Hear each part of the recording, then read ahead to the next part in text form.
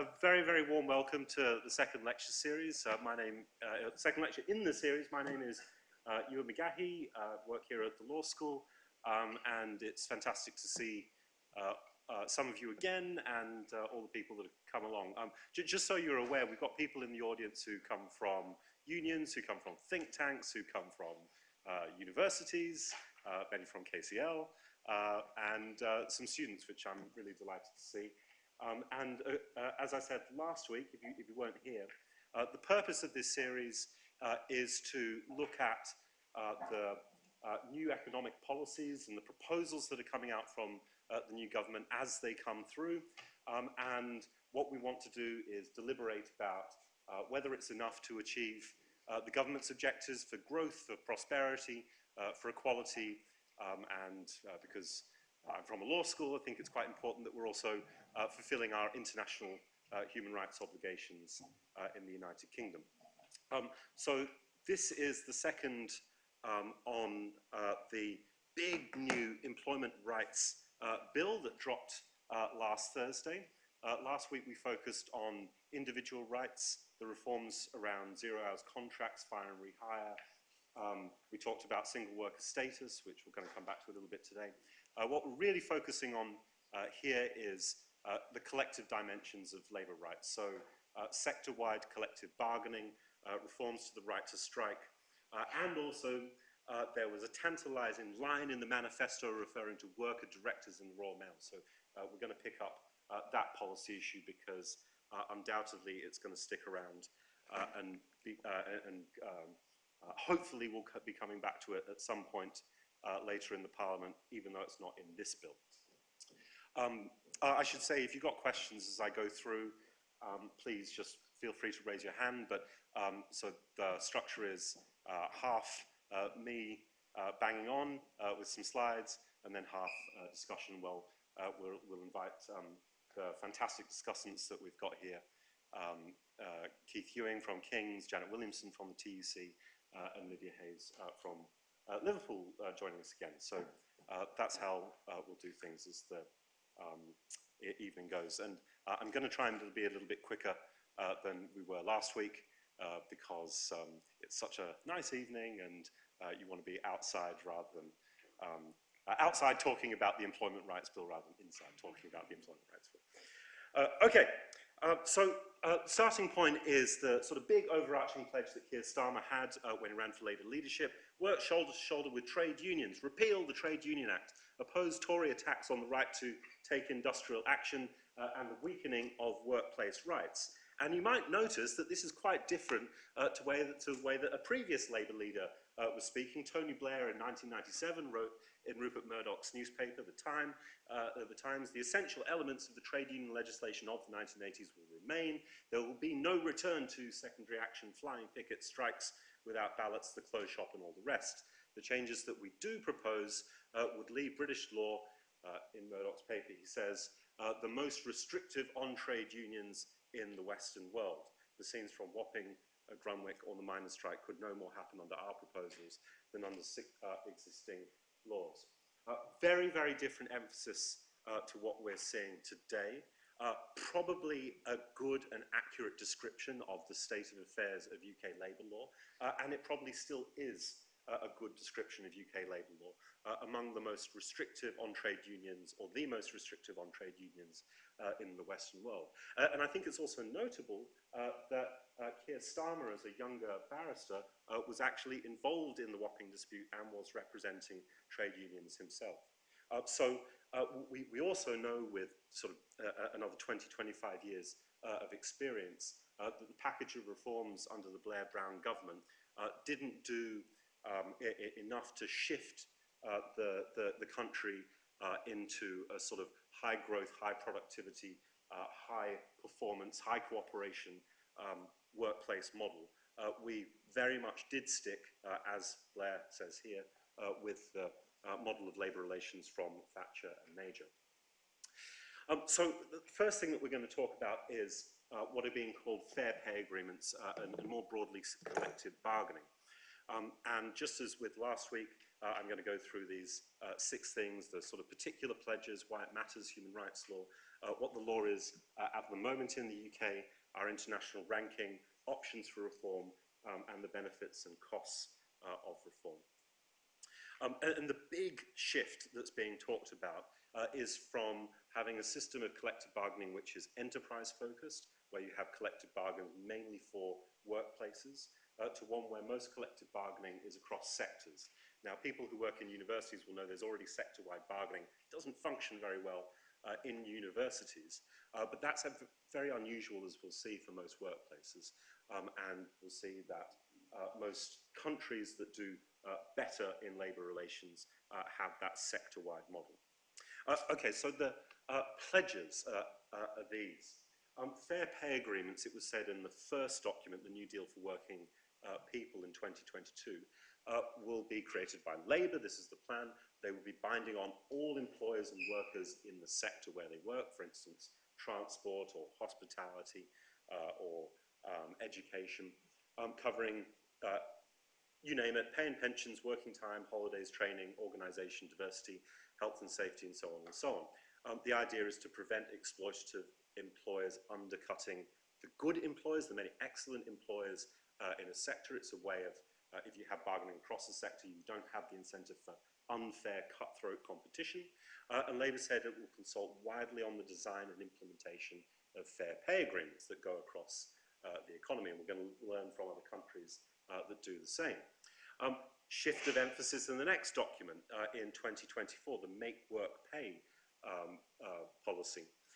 We will start, they said, not by rolling out sector-wide fair pay agreements everywhere. We will start by establishing a new fair pay agreement in the adult social care sector. We want to be transparent, we want to have a review, we want to assess how and to what extent fair pay agreements could benefit other sectors and tackle labour market challenges. And then it says a fair pay agreement will not be the best solution for many parts of our economy where you've got existing collective agreements that operate well. So you've got a big shift in 2 years, and this is the sort of latter approaches put into the manifesto.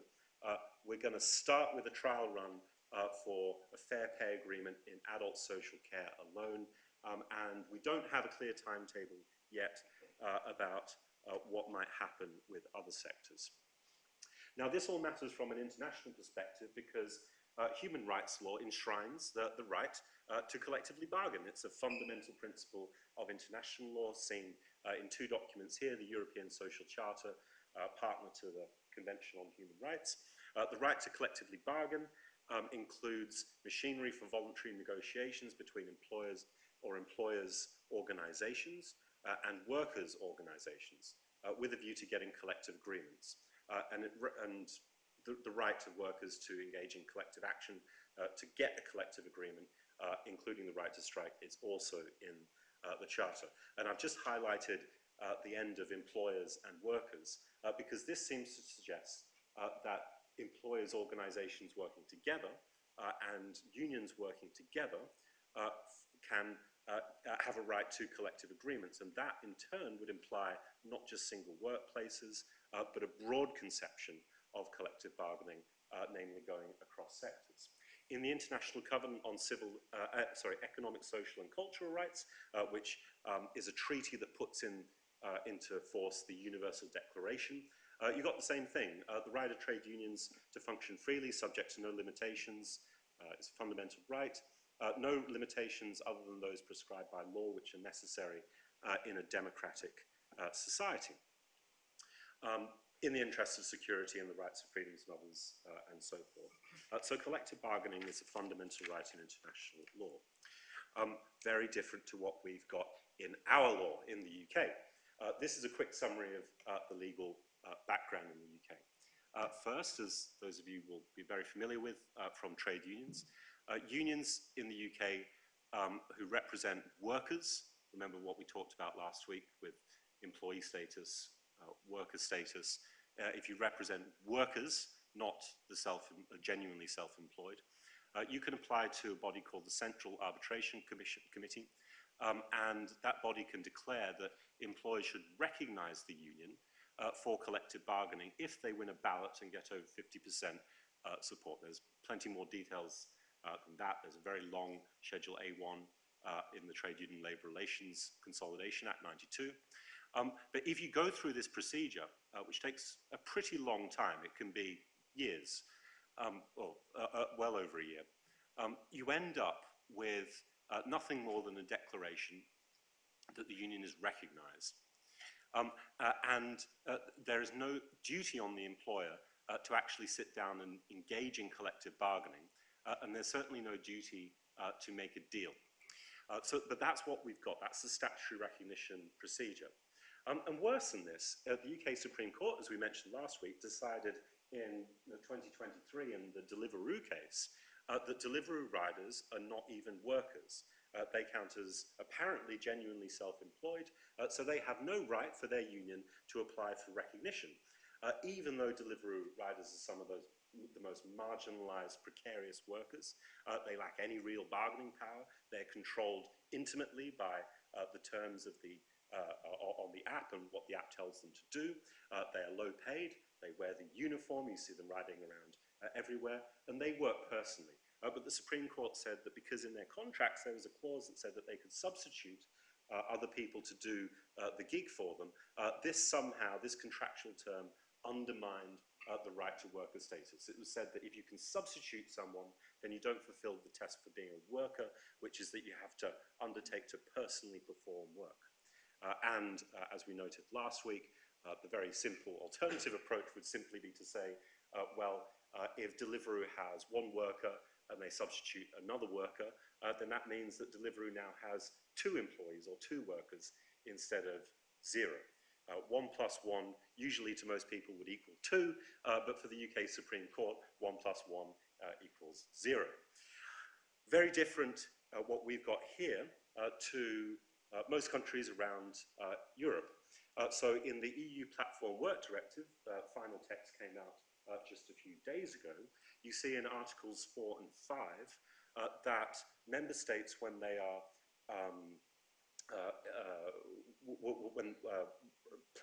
platforms that are employers, have to be designated, or are very likely to be designated, the employer of people who are working through the platform. And Article 4 says that member states have their own rules on determining who is a worker or an employee under member state law, but the key thing is that member states should have rules which ignore the terms of the contract and determine worker status by objective factors. And that's precisely what we're not doing. We're not ignoring the terms of the contract in UK law. And it also says that if you're working for a platform, there's a presumption that you are an employee of the platform, that the employer has to give evidence to rebut.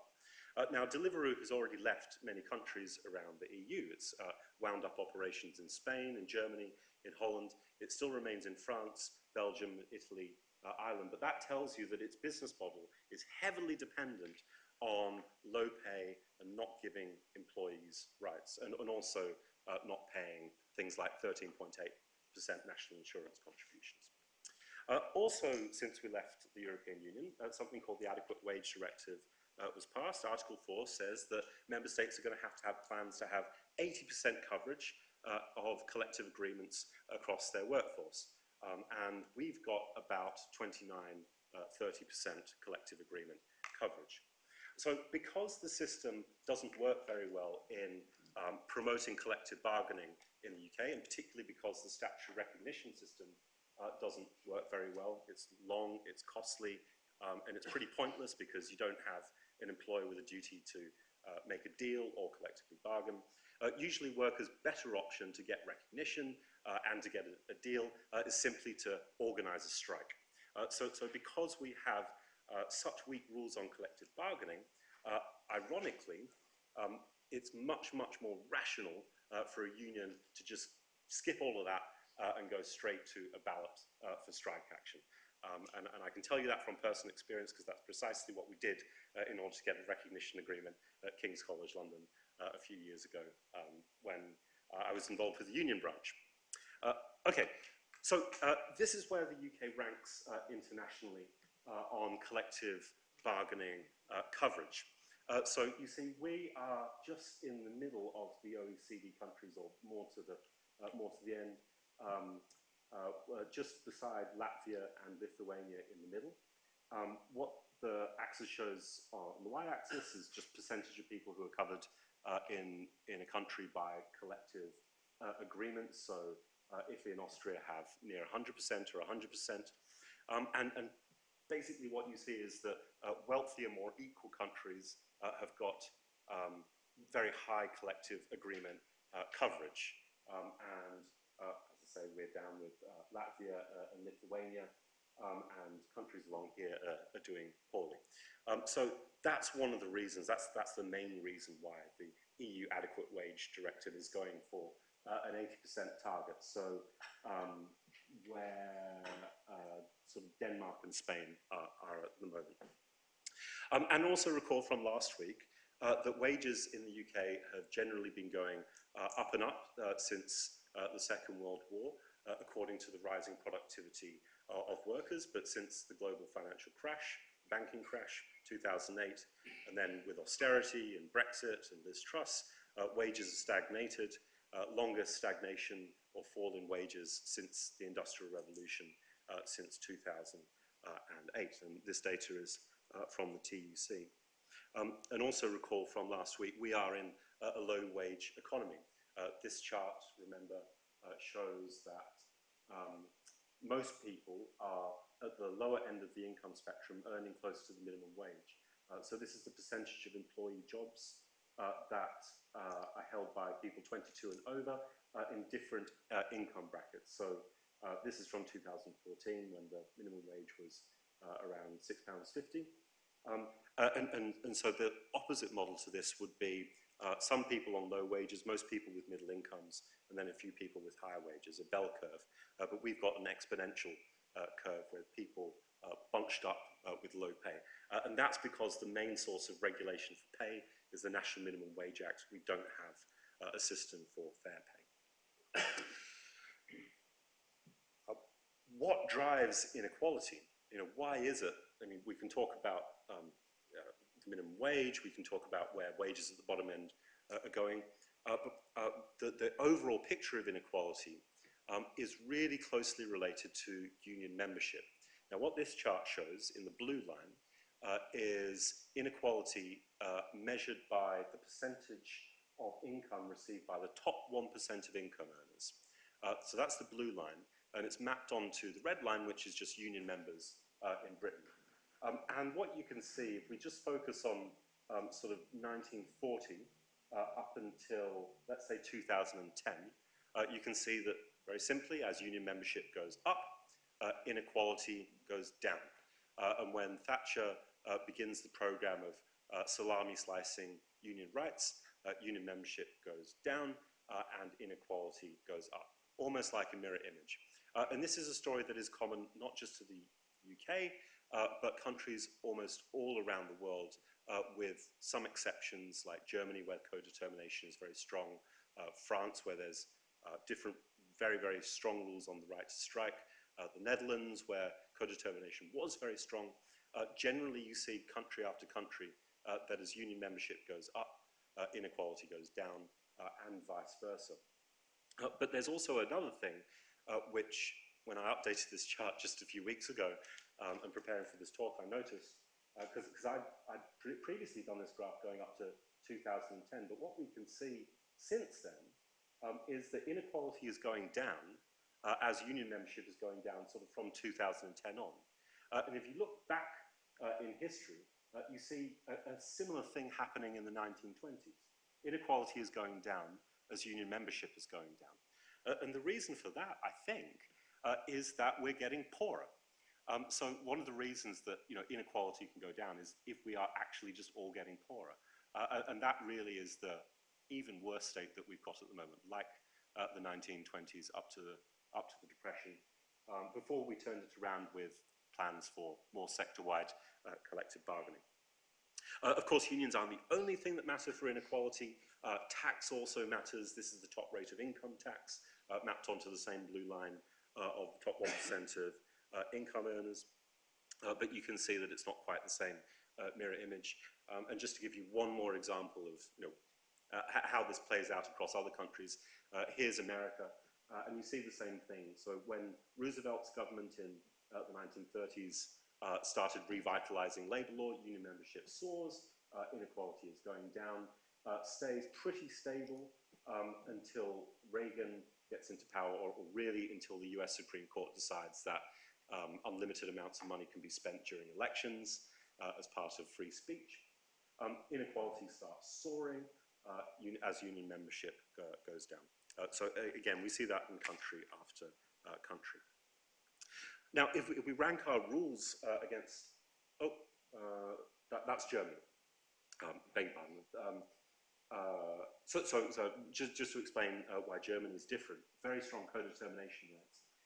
And what you see here is that union membership changing in sort of big swings doesn't really affect how inequality changes. What really affects inequality is whether you've got a social democrat government in power or a Christian democrat conservative government in power. So with Willy Brandt, inequality is going down. Kohl, it's going up. Schroeder, it's going down. Merkel, it's going up. And I think that's really attributable to control over welfare policies and tax. Very strong co-determination rights. So the link between inequality and union membership is broken. Now, if we look at where we rank in terms of our rules and the strength of collective bargaining, and we go to the Cambridge Centre for Business Research data, then we see that the UK is has among the weakest rules, just as Tony Blair said. So if we look at the CBR's Labour Regulation Index 26, which is on whether there's a right to collective bargaining, we score the worst. We have no right to collective bargaining formalised in our constitution. That places us the worst in the OECD, along with places like America. And indicator 28 on the extension of collective agreements, very common, so that if there's a collective agreement in part of a sector by ministerial order or some other mechanism, it can be extended to cover everyone in the sector. We have none of that, and again, we're at the worst in the OECD. There are lots of models to change this, and one of those models, as we know, is beginning with the Employment Rights Bill that came last week.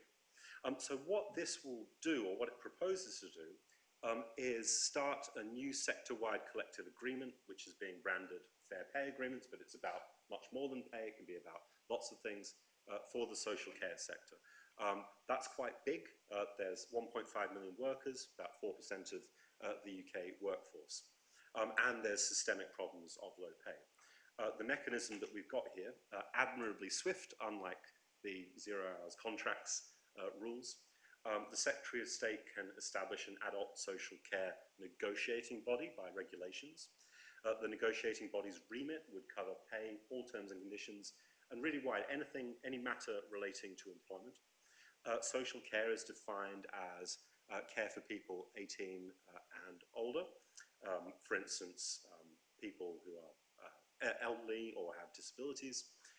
Section 34 would say that the idea of the negotiating body is to bring unions and employers together, but if they fail to agree, the Secretary of State can take extra measures to try and resolve the disagreements.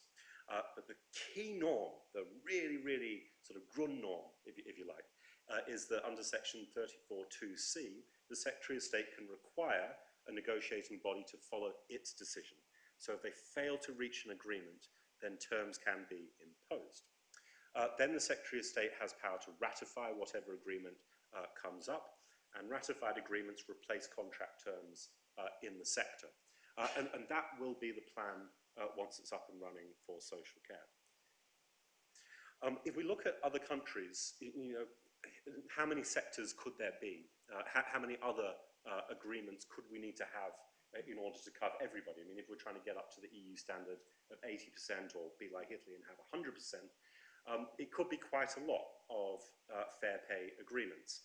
Australia has 150 sector-based awards, which are different to fair pay agreements. They create minimum standards. But that just gives you a flavour of how many sectors we might be talking about. 150 is the number in Australia. Fun game to ask, well, what sectors might be next? In universities, as we know, we've already got a malfunctioning sector-wide negotiation system. That's about 240,000 staff. Teachers, there's going to be a new teacher body set up, but that would be another candidate for fair pay agreements. The NHS already has some sector bargaining and has peer review bodies. So structures which wouldn't necessarily need to change very much in order to fit in with a fair pay agreement model.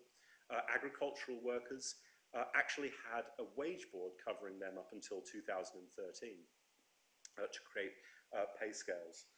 In the construction industry, there's already a couple of sector-wide agreements, one of the very few in engineering, construction, and electrical contracting. And you might expect transport to be another good candidate for fair pay agreements. But quite a lot of people will probably want to have them once they start running. That's what the UK workforce composition looks like. It's instructive to look at what's happened in New Zealand because they passed a Fair Pay Agreements Act in 2022 under the Jacinda Ardern government to roll out sector-wide agreements. Unfortunately, this only lasted about a year. Labour lost the election there. A new sort of highly conservative government came into power, and the first thing that they did was repeal the Fair Pay Agreement Act. There were just 6 sectors that had bargaining approval. They never actually got to the agreement bit, but those were in buses, security, supermarkets, cleaning, nurseries, and hospitality. And the former Industrial Relations Minister that piloted the Act said this for the UK. You know, if we want to learn from the New Zealand's experience, his advice was the following. Once in place, fair pay agreements will benefit many, many workers, he says. They will become part of the social fabric. And we see this in countries in Europe where, you know, it would be unthinkable to roll back the sort of 80% coverage and the sector-wide agreements that already exist. People will see the value of them, and therefore they will become politically durable. So, he says, move with some speed and confidence and get them implemented. Having done a trial run, as UK Labour is proposing, I think they'll prove popular, they'll prove effective. More people will want them. And that will mean that this is a policy which can endure into the long term. And crucially, I think, becomes difficult for future Conservative governments to unpick. So if we're thinking about fair pay agreements, you know, his advice would be that we should move quite quickly. And there are already people who are saying, before we've even started, that actually we should just give up. There was a blog by somebody at the Institute for Government that said, well, maybe we should just raise the minimum wage or have sector-wide minimum wages. Why bother with any of this at all? And the answer to that is that, well, we could have a system like Australia with awards, but that gives you minimum standards. And what really matters is having not just a system for minimum wages, but for fair wages. So now if we turn to the benefits and costs of reform, even the IMF recognises that what it calls labour market institutions, i.e. unions, contribute to greater equality, and particularly, in fact, depicted by the chart that I showed you on inequality in union membership. The IMF identifies that one of the things that unions have an effect on is reducing top incomes, restraining top incomes, and bringing up bringing everyone's pay up at the bottom end. So even the IMF recognises this very profound impact that unions have on inequality. I quoted it last week, but it's so important, so I'll quote it again. Simon Deacon and Zoe Adams and several others article in the International Labour Review look at 117 different countries and labour rights across the board, and they find that with better collective bargaining, union rights and other labour rights, we get small rises in productivity, significant rises in employment, labour share of income, and lower unemployment. Darren Acemoglu, who won the Nobel Prize in Economics just recently, writes in several articles, including this one, that success of democracies in reducing inequality is key to keeping faith in democracy. And by contrast, when democracies fail to tackle inequality, then that empowers the far right. So, you know, one of the things that drives the growth of far-right politics, and Acemoglu's paper is based on, again, I think it's like a 110-country study over a long period of time and regression analysis, is that, yeah, if you fail to tackle inequality, the far right is emboldened. Higher employment from stronger labour rights would obviously result in billions extra in tax revenues, and one particular revenue effect would be that if you start to raise pay across the board, you get fair pay. That will mean a reduced working tax and child tax credit bill, which is currently standing at around £8.9 billion. Okay, so our second issue is the reform to strikes. And two things I think are really key here, which is reforms on balloting and the question of solidarity action, which isn't being touched by the bill. So Labour pledged in the New Deal for Working People that it would ensure in relation to strike action that the UK law complies in every respect with international obligations that we've ratified, including International Labour Organization conventions and the European Social Charter. This, however, did not appear in the Make Work pay document. There was no reference to the European Social Charter, no reference to International Labour Organization conventions. And actually you might say, well, maybe that doesn't matter because, of course, we would expect that we would comply with international labour standards anyway. And I can see some slightly sceptical looks around the audience, and that's fine. But there was one good piece of news just recently, which is that the UK government had put forward a brief to the International Court of Justice saying that the right to strike didn't exist in international law, or was very restrained, and it withdrew through union pressure, but also, I think, a commitment to international law. It withdrew the brief that the previous Conservative government filed. The particular pledges that we got in the Make Work Pay document is this second bullet point. The Conservatives have consistently attacked rights at work, including the Trade Union Act 2016, the Minimum Service Levels Act, and agency worker regulations so that agency workers could be made to do strike breaking, all of which Labour will repeal. Labour will also, they said, allow modern, secure electronic balloting and workplace ballots as political parties and listed companies use. And this is important because internationally, the right to strike is a core and indeed fundamental human right.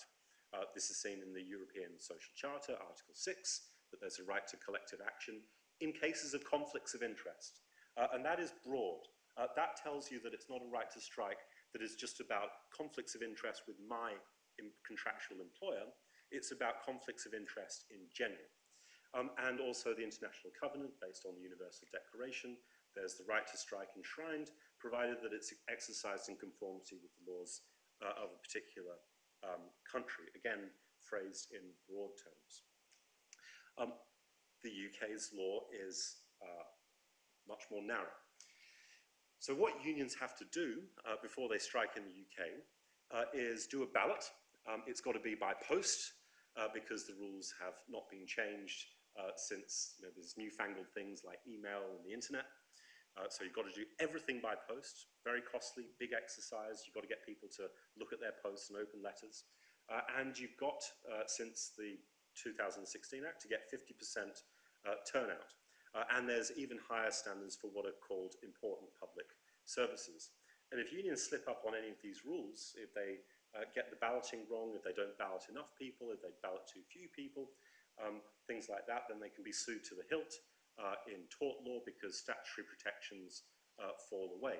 Even though the balloting rules were ostensibly originally introduced to protect workers as part of a rhetoric wrapped around union democracy, internal union democracy.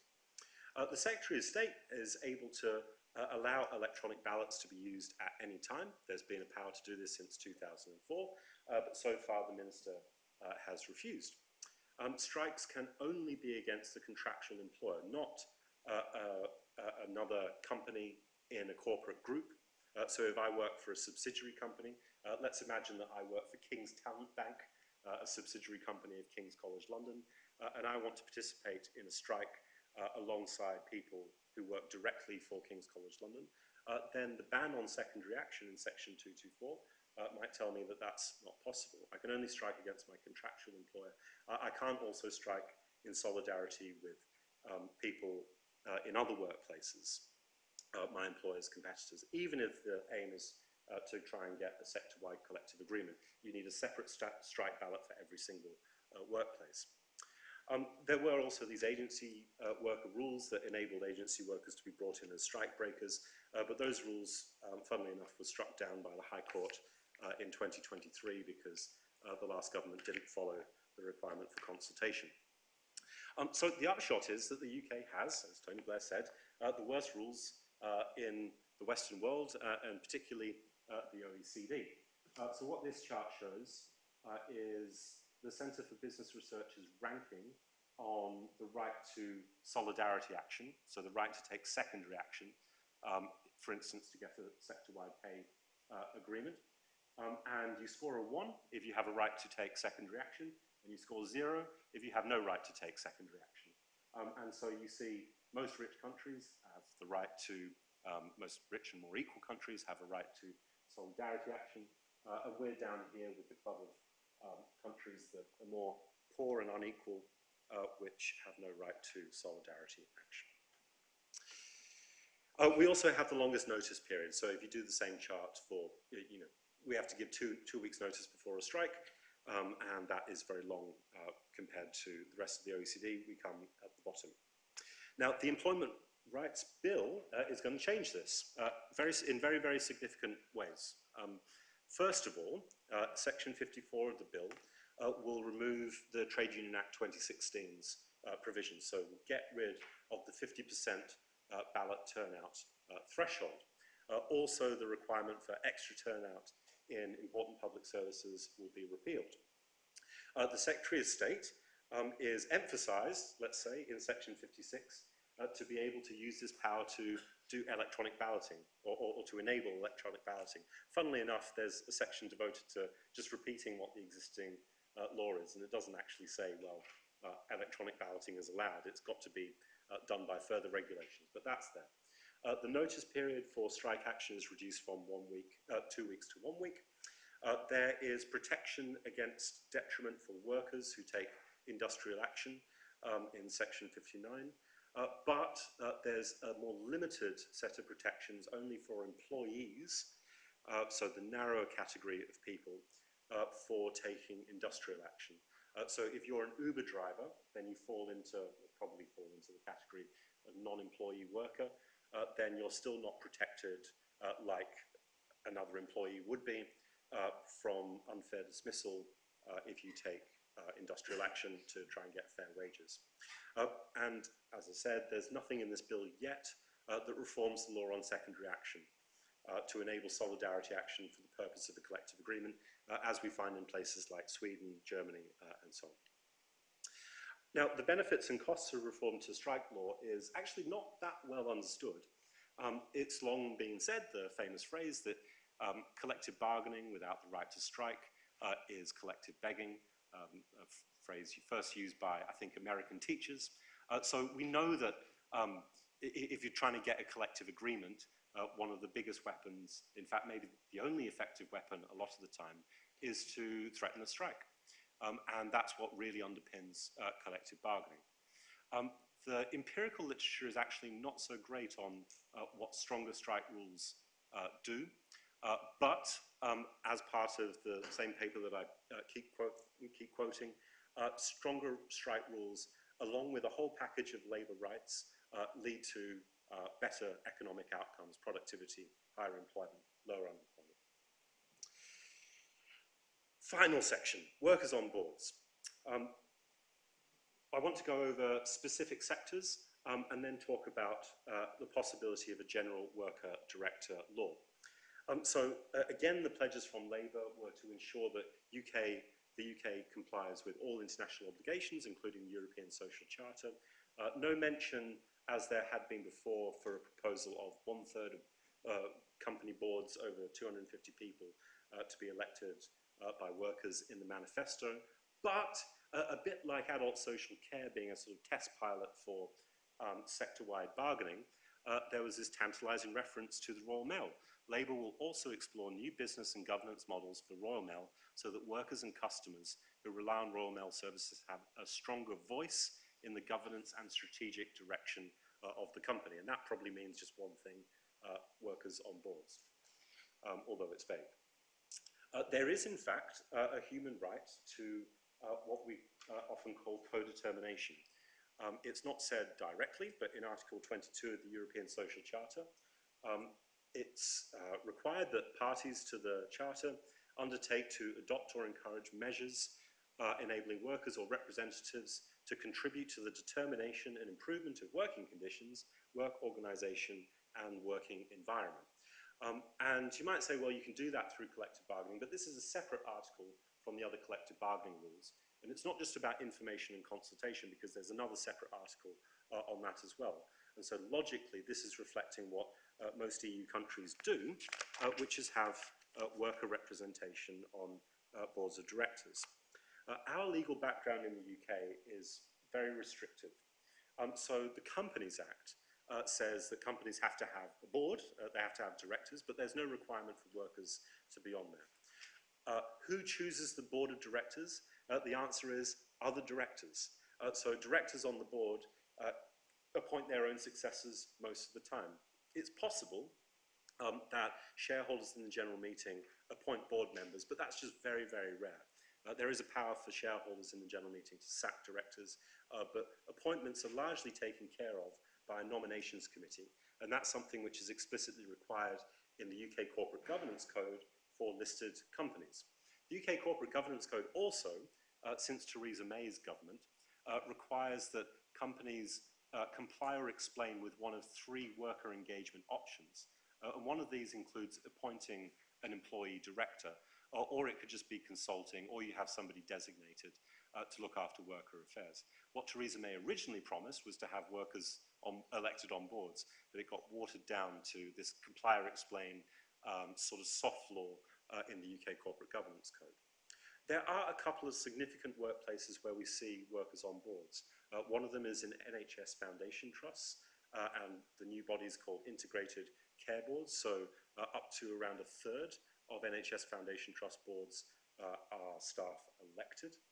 And universities, believe it or not, have a very strong tradition of workers on boards. The strongest one is probably Cambridge, where 16 out of 25 of the governing body is elected by staff, and also the Higher Education Governance in Scotland Act of 2016 requires around a quarter to a third of the governing body is staff or union elected.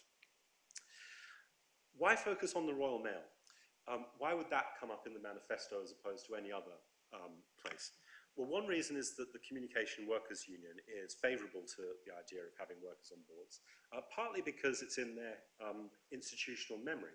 The Post Office Act 97 required that workers in the post office, and that was then combined with telecoms, would elect some of the board. It was 7 union representatives out of a total of 19. And it worked well enough for in the annual report in 1979 to the chair of the board to what's the word? To say good things about the experience. So William Barlow says, I've been impressed by the way that the board has dealt with matters, workers included, of policy and has contributed much to the major decisions. And so one of the reasons to do this is that if we have a very conflictual system of industrial relations and collective bargaining, institutions like workers on boards help to contribute to a lessening of the conflict because people have to negotiate and talk with one another and work together day to day. Where do we rank? Well, we are pretty low down again. This is the CBR ranking for co-determination. You get a 1 if you've got a third or a half of large company boards required to have workers. You get 0 if you've got nothing. I've actually adjusted the CBR's data a little bit because it didn't include the public sector.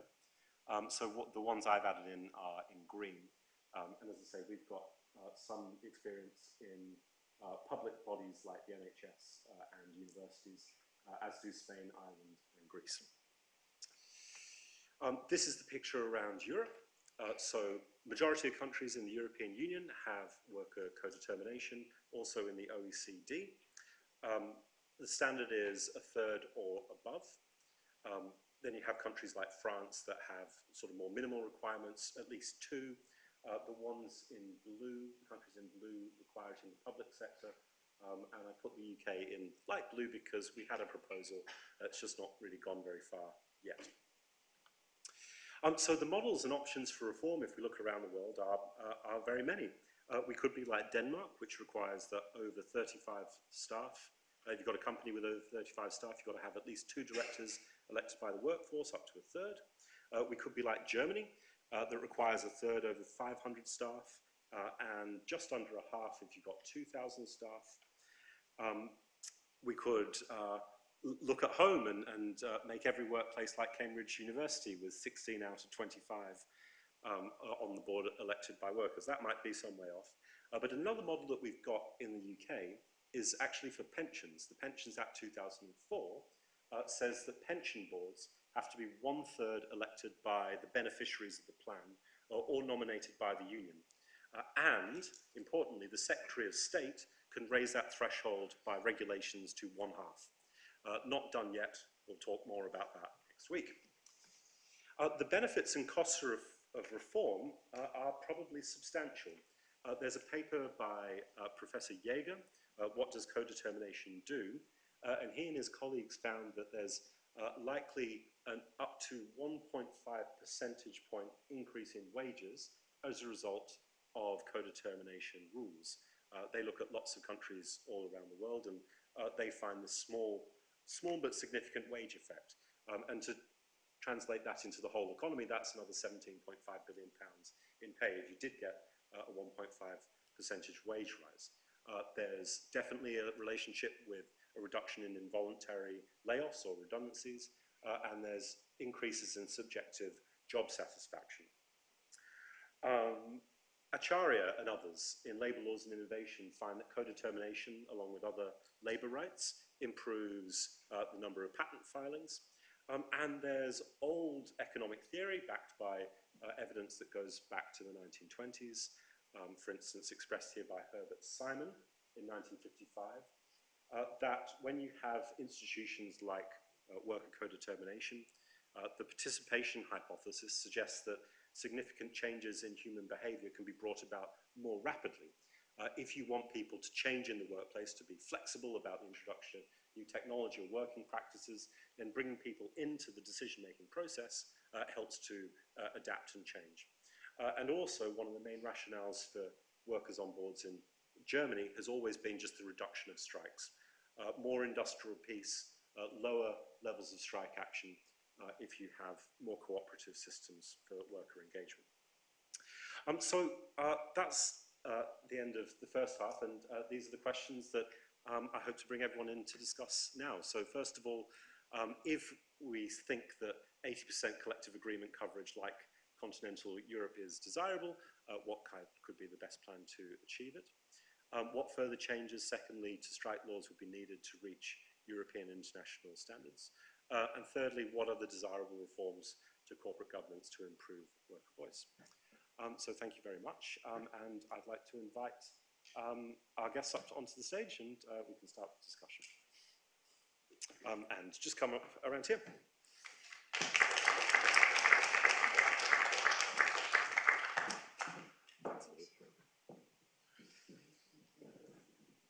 Now, we've got microphones there.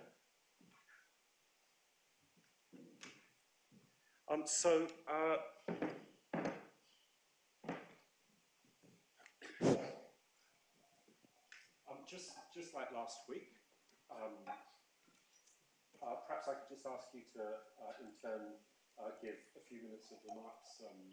Keith, maybe we could start with you, and then we can go around and focus on whatever topic you like, and then we'll open it up to the audience. And just to introduce everyone, Professor Keith Ewing is a professor here at King's College London, Professor of Public Law, and also the president of the Institute for Employment Rights. And Janet Williamson is a senior official at the Trades Union Congress, and has done a phenomenal amount of work on not just sector collective bargaining in general, but also author of many reports on worker involvement and co-determination.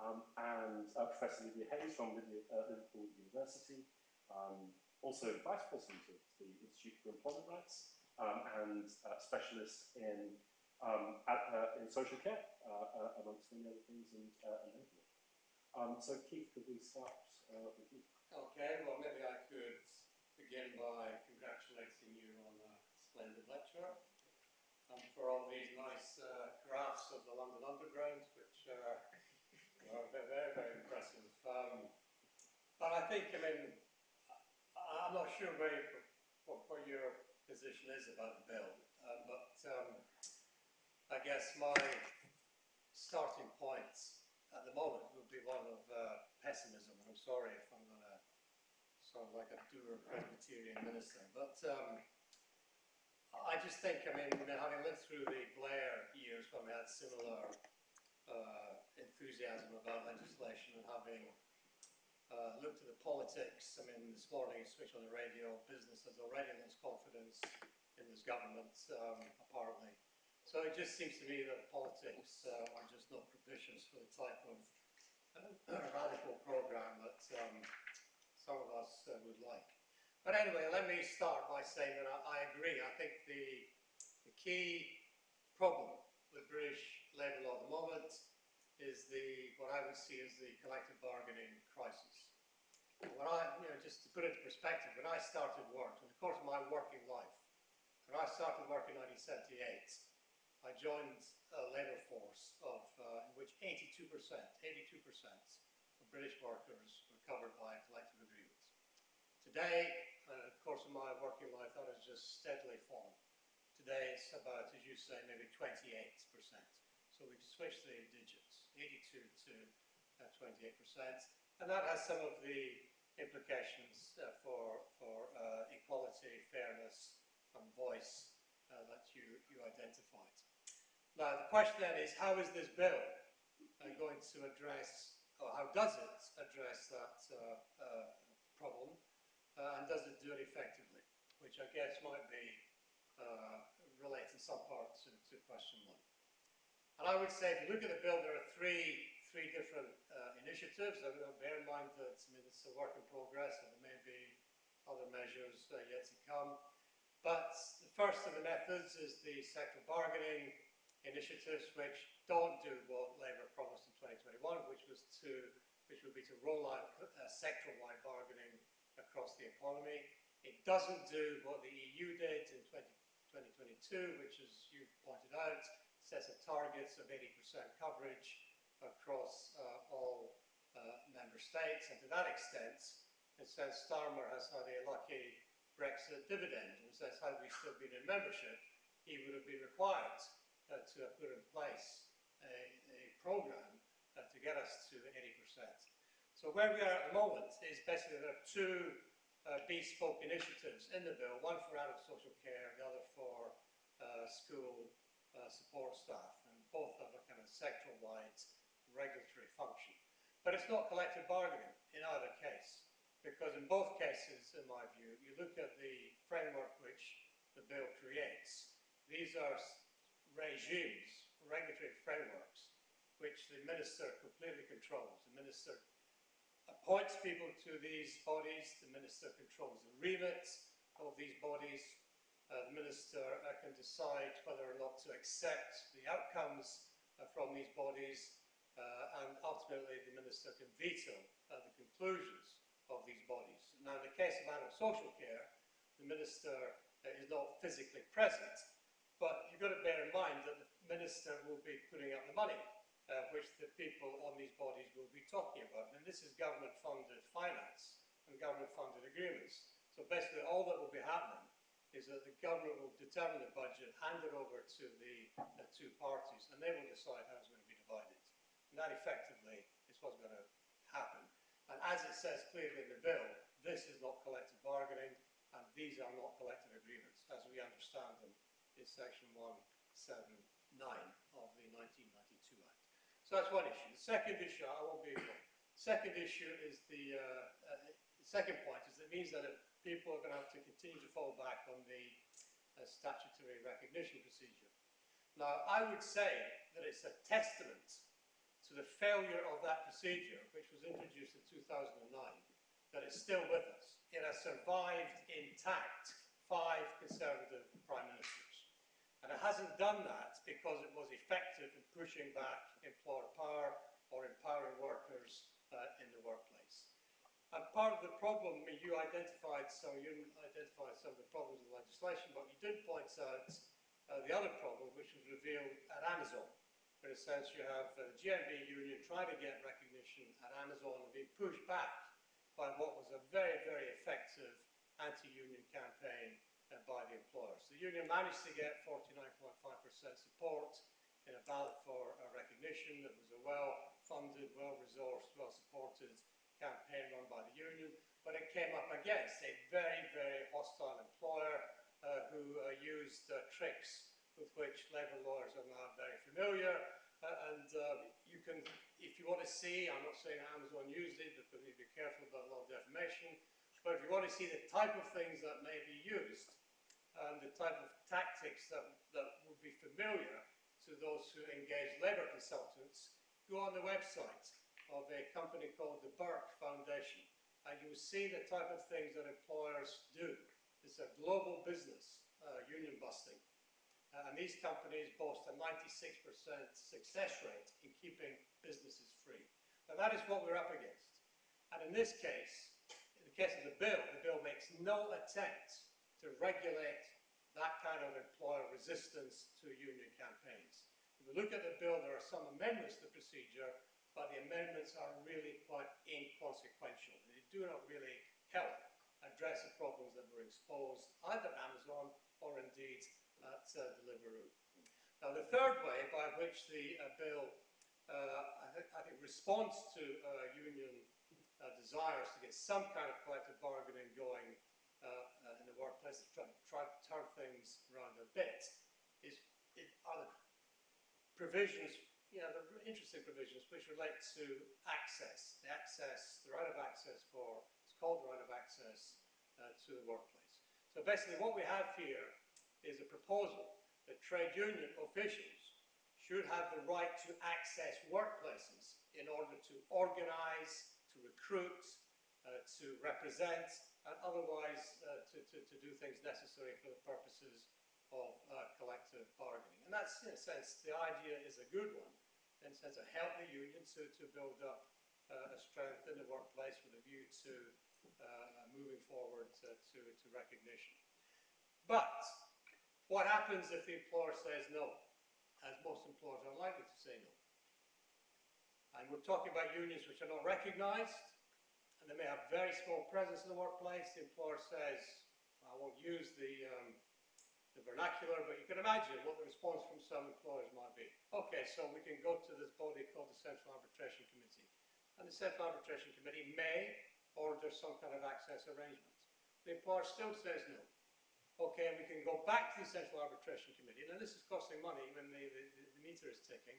We can go back to the Central Arbitration Committee and they can order the employer to comply with the agreements or the arrangements. The employer still says no, at which point we can go back again for a third time. And at this point the CAC may impose some kind of fine on the employer for failing to respect the rights of the union. But the problem with that is that the fine doesn't go to the union. There's no remedy for the union. The fine goes to the government. So in a sense, what we have is a so-called right, but there's no remedy. And there's no incentive on the part of the union to pursue the employer for the third time in the CAC because it's costing the union money, limited resources, costing money, basically to perform a function which the state should be performing. So the state is effectively outsourcing to the union its responsibility to enforce the law. But the union gets nothing apart from the loss of income and the loss of time spent on pursuing this claim. It would be purely vindictive on the part of the union to take this to this third stage. And that, in a sense, I mean, if you look at the bill, in a sense, that is a problem. But a lot of the provisions in the bill there is no effective remedy. A problem which was exposed by the P&O case several years ago. We have rights, but our labour law is so diminished that it does not give us sufficient scope to ensure effective remedies against employers who break the rights in question. So basically, we've got three initiatives. I'm just going to sum up now. Three initiatives. One on sectoral bargaining, very limited. One on recognition, which doesn't address a problem. And one on access to workplaces, which is ineffective because it does not adequately remedy violations by employers. And they are likely to be legion. If an employer doesn't let you on now, this legislation is not going to compel the employer to do that which they refuse to do voluntarily. So I'm sorry to be pessimistic, but there are different ways. There are ways by which we could answer that question differently, but and there are ways by which that question was answered differently under a previous Labour leadership.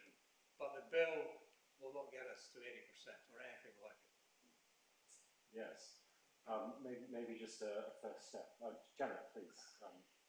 Yeah, well, thanks very much. I mean, just to start off, I'd maybe just say a word briefly about why we need the bill, why we need to make work pay, and just reflecting that real pay is still the same, basically, in real terms as it was in 2008. It's been the longest period of wage stagnation since the Napoleonic Wars. Insecure work has grown really significantly since 2008, has grown 3 times faster than secure employment. And there's obviously a lot in the Employment Rights Bill that tackles and strengthens individual employment rights, but the collective part of it is really important as well. And I think there's a very important relationship between the individual rights there and the collective rights. And there's lots and lots of benefits to collective bargaining. I mean, Ewan, you talked about pay and so on and so forth. But there's lots of other things that come with collective bargaining. More training days, better health and safety, better equality.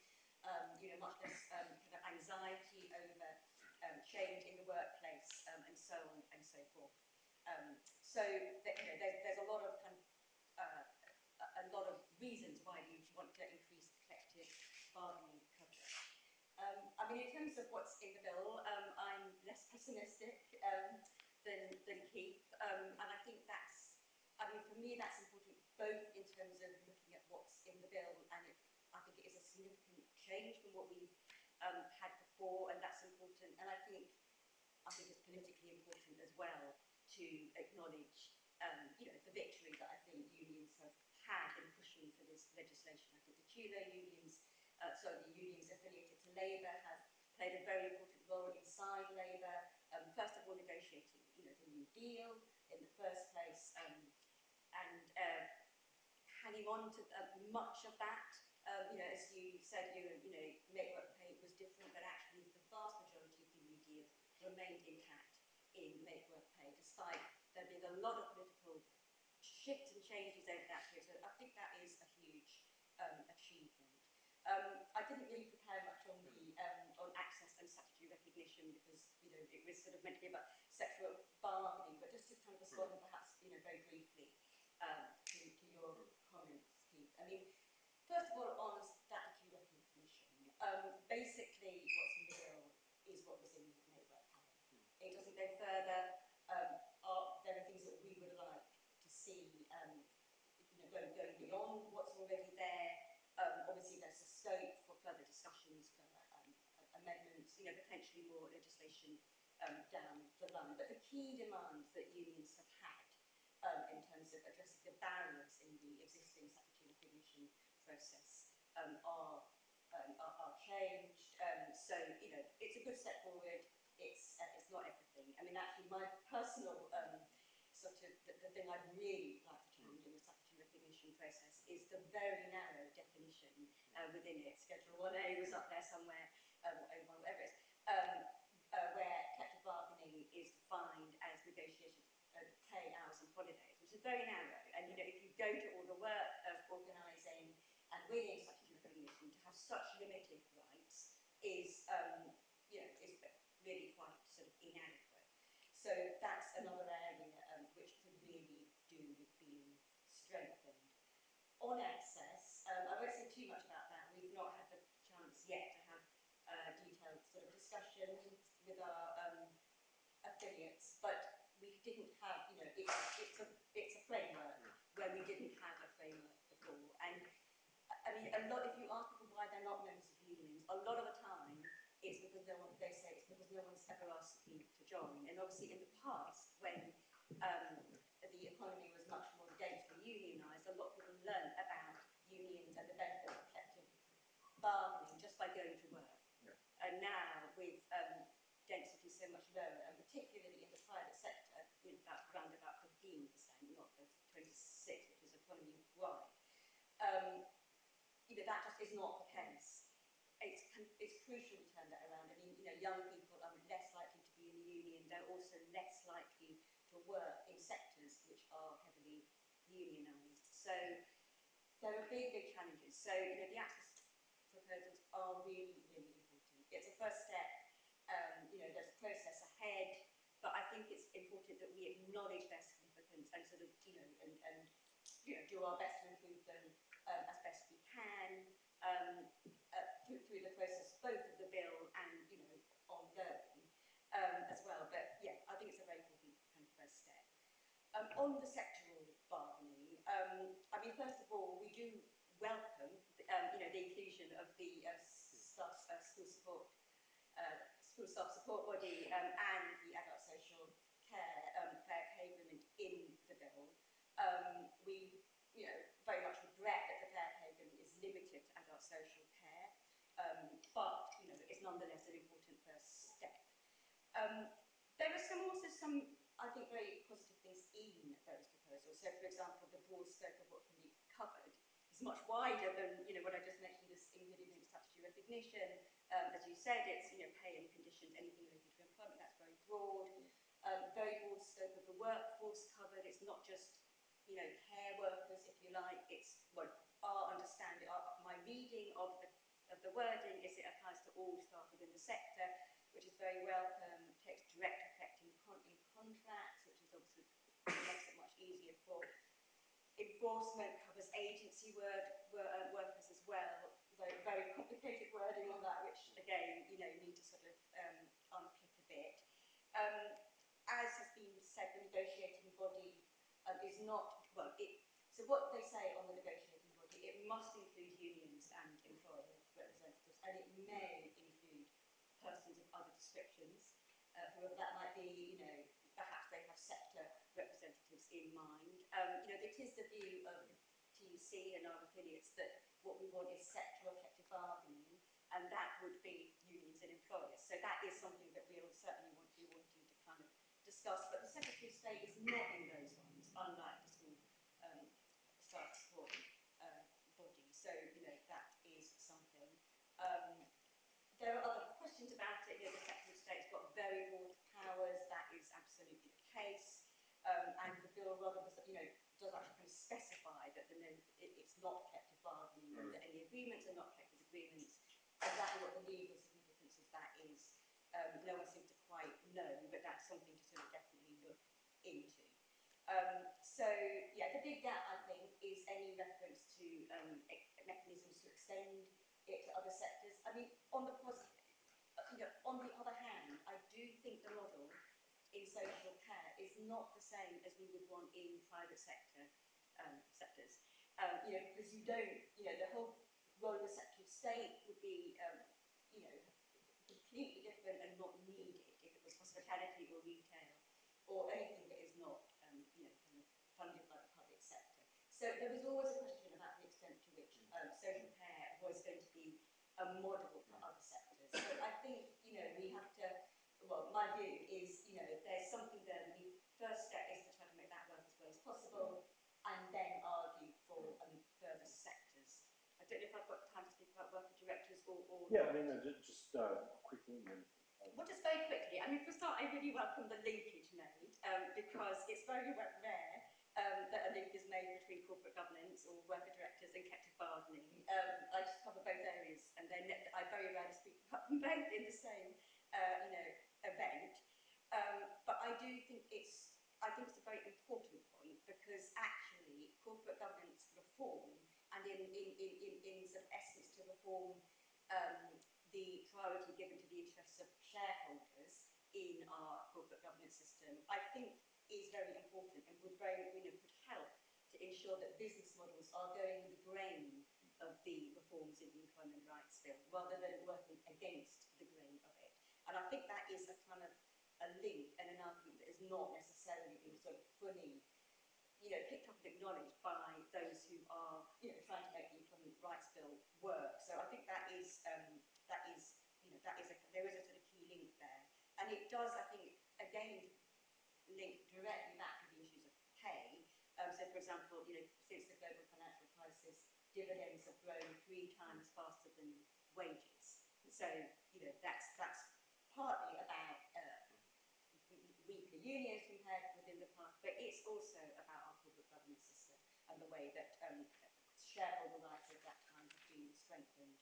I won't go through all the arguments for the directors, there's lots of them, but there's not really time.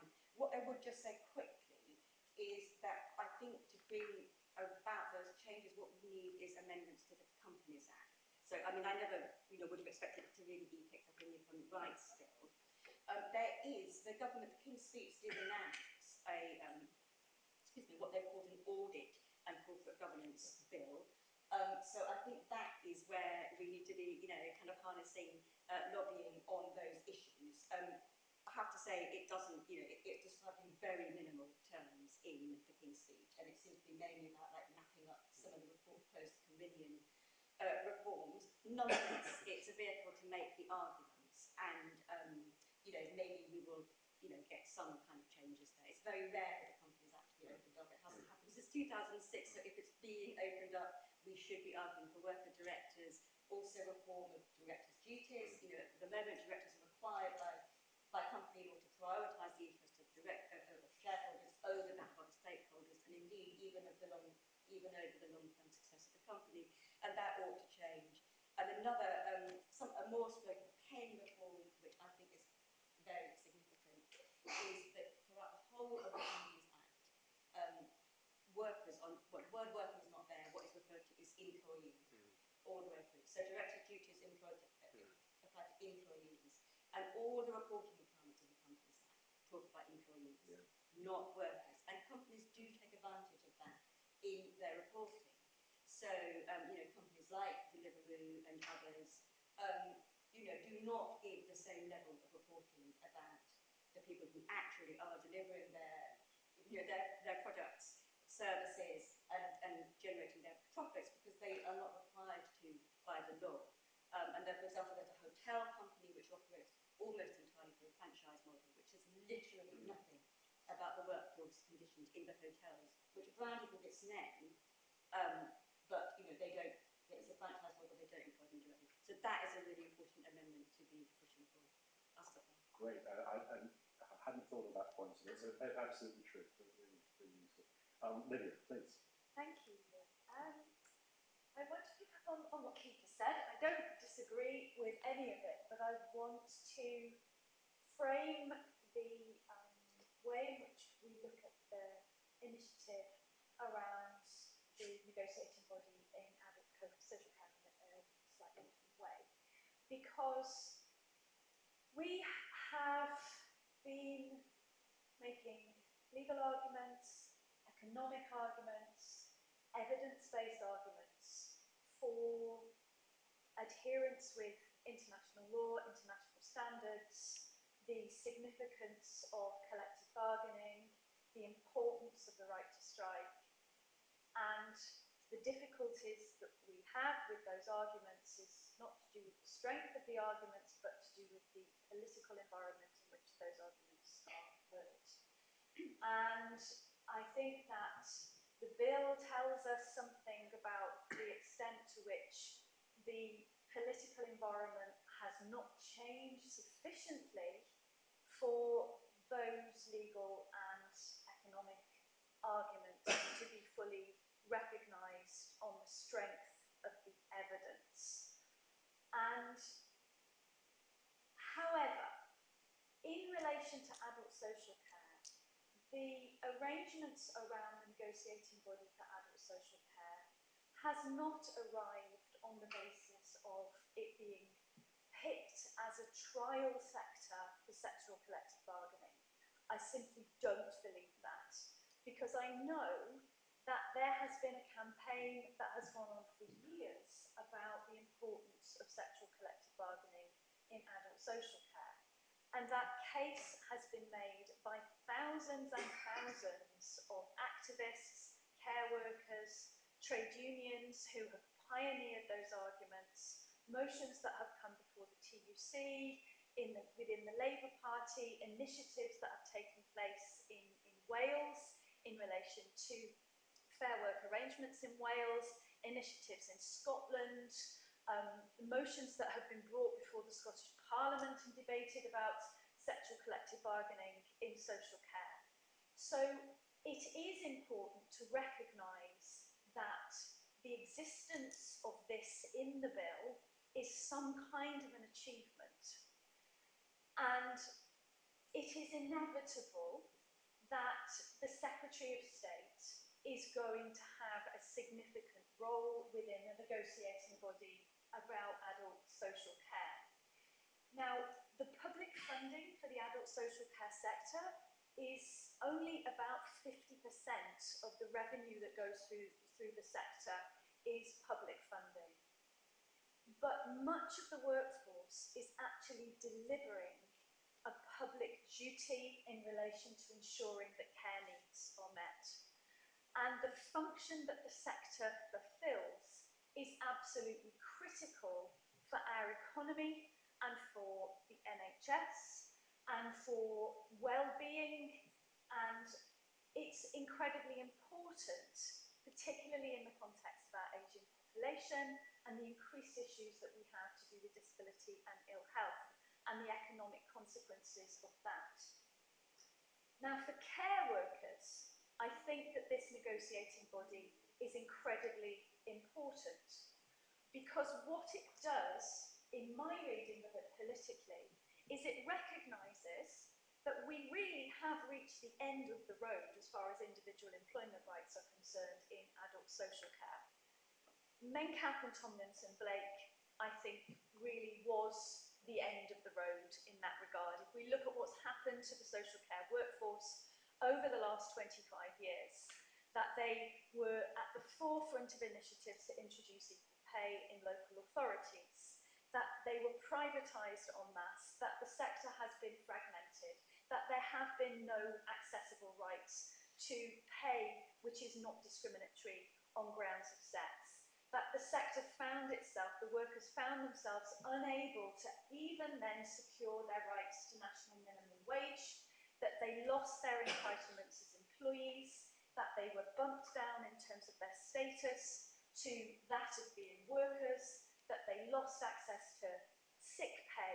You know, look at what happened during COVID in relation to the role of the social care workforce and the way that the social care workforce were treated within a paradigm of individual employment rights, where they could not even afford to be able to isolate.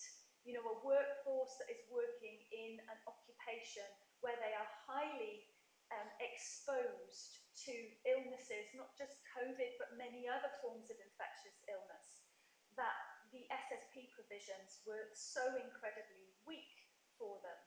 And then after we had seen them as being a workforce on the front line during COVID, the Supreme Court made the decision in Mencap and Tomlinson-Blake to say that they were not even entitled to national minimum wage coverage to the sleep-in shift, and we found that it had never been the intention of the new Labour government that national minimum wage protection ever extended to those who were doing work which is fundamental to the provision of 24-hour care for people in the community. And so the establishment of this negotiating body, that is the political shift that I see, is the recognition that we need a different way to reach a settlement over pay, training, progression issues in the adult social care sector, and we need to give voice to care workers. So I think it's an extremely significant part of the Employment Rights Bill. I'm incredibly disappointed with a lot of what is in the Employment Rights Bill. I think it has been oversold. But nevertheless, we do need to recognise the politics of the environment in which we work in. And we are not going to get advances on the basis of carefully crafted legal, economic, evidential arguments. We need to organise the political environment needs to change. Some of the things that concern me about the provisions are in respect of the makeup of the negotiating body. I note that from the trade union perspective, the trade unions are those who represent the interests of care workers. I very much hope that they will be trade unions who represent care workers. And I also note that from the employer's side, the representatives are persons who represent the interest of employers. I very much hope that they will be employers' associations, of which there are many across the social care sector. Other areas where the provisions could be quite progressive are in relation to the coverage of the negotiating body and the recognition of what is a care worker. Now, this is significant because in England, the care workforce is not registered. In Wales and in Scotland, in Northern Ireland, it is a registered profession. In England, it's not. So a recognition in law of who is part of the adult social care workforce is significant. And there is nothing currently in the definition as set out which excludes personal assistants, who largely are self-employed and highly marginalised and working for people with disabilities directly, and have for a long time been an example in ACAS literature of instances when it's not really possible to ensure that your employer is able to meet individual employment rights because of that relationship between the personal assistant and the person with disabilities that they care for. There is nothing in that definition which precludes those who work within private sector organisations, public sector organisations. It's not limited to those organisations who are registered providers. So it's a very wide definition. So it looks like a sectoral agreement. I also think it's quite interesting, the proposal to use the machinery of the National Minimum Wage Act to be able to enforce some of the pay-related aspects of these fair pay agreements. I think that that could prove to be quite effective, and it's quite interesting, but it also runs the risk that the fair pay agreements collapse into being seen as just a different minimum wage rate for the adult social care sector. And as for the blog post from the Institute of Government, unfortunately, it was written by somebody who appears not to actually understand the adult social care sector, and to have looked at this from the point of view of what is the most efficient, let's treat these workers as a commodity and decide what price their labour should be bought and sold at. Whereas the real significance and importance of this is about engaging and involving care workers in the future of their sector and their profession. Well, thank you very much. I did say that I'd like to finish a little bit early, but we've certainly got time for questions and comments. Perhaps we go up until 7:45, so it's about 15 minutes. Would anyone, I can see 1, 2 hands, and maybe I can group a couple together. And Nina, would you like to start?